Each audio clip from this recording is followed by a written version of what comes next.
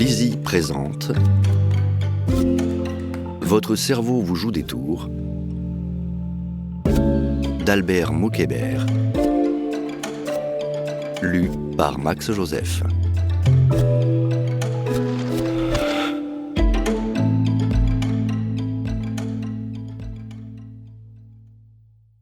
Notre perception est partiale, notre attention est limitée, notre mémoire est infidèle.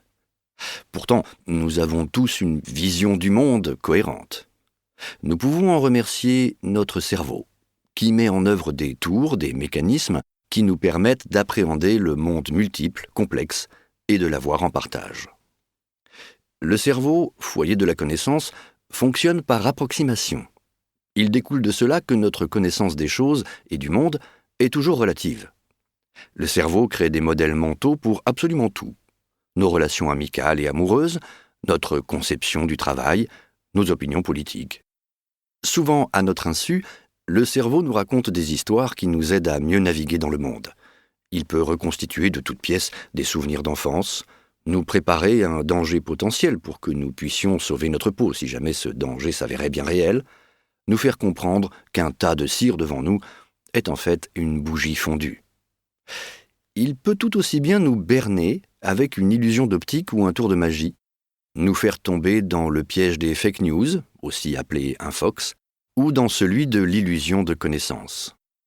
Au cours de ce voyage au centre du cerveau, nous étudierons les mécanismes et les modes de fonctionnement de cet organe à la fois si mystérieux et extraordinaire, pour découvrir quand, pourquoi et comment il nous joue des tours.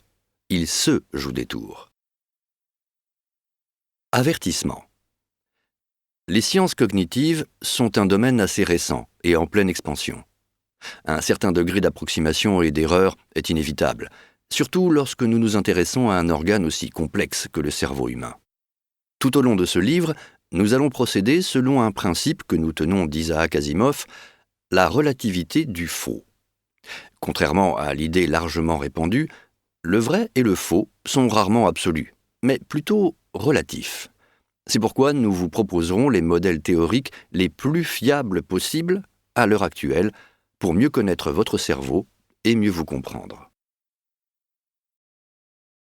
Partie 1. Comment perçoit-on le monde ? Chapitre 1. Voyons-nous vraiment le monde avec nos yeux ? Comme tous les grands voyageurs, j'ai vu plus que je me souviens, et je me souviens de plus que j'ai vu. Benjamin Disraeli, homme d'État britannique. Nous avons tendance à penser que nous voyons le monde avec nos yeux, que nous l'entendons avec nos oreilles, et c'est normal. Notre perception passe d'abord par nos sens. Et pourtant, c'est avant tout avec notre cerveau que nous appréhendons le monde. Évidemment, les 5 sens et le cerveau fonctionnent ensemble pour que l'être humain puisse percevoir le monde. Mais nos yeux, nos oreilles, notre langue et notre peau sont en fait des récepteurs qui vont transformer les signaux que nous renvoie le monde extérieur, optiques, sonores, olfactifs, en signaux électriques.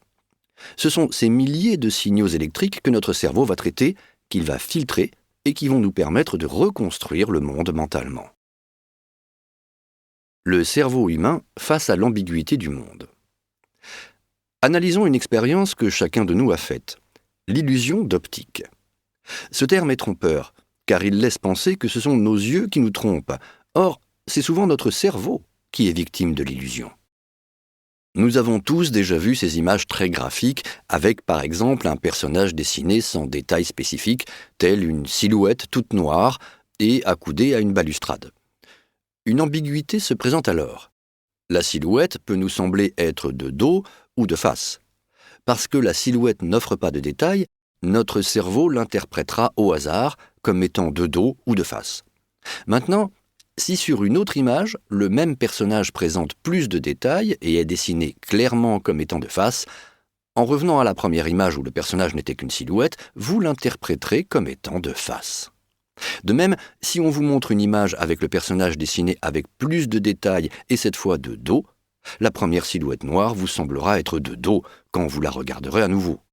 Vous pourrez ainsi faire des allers-retours en observant les 3 images et voir la silhouette noire se transformer, et ce, en fonction de l'image que vous avez vue juste avant.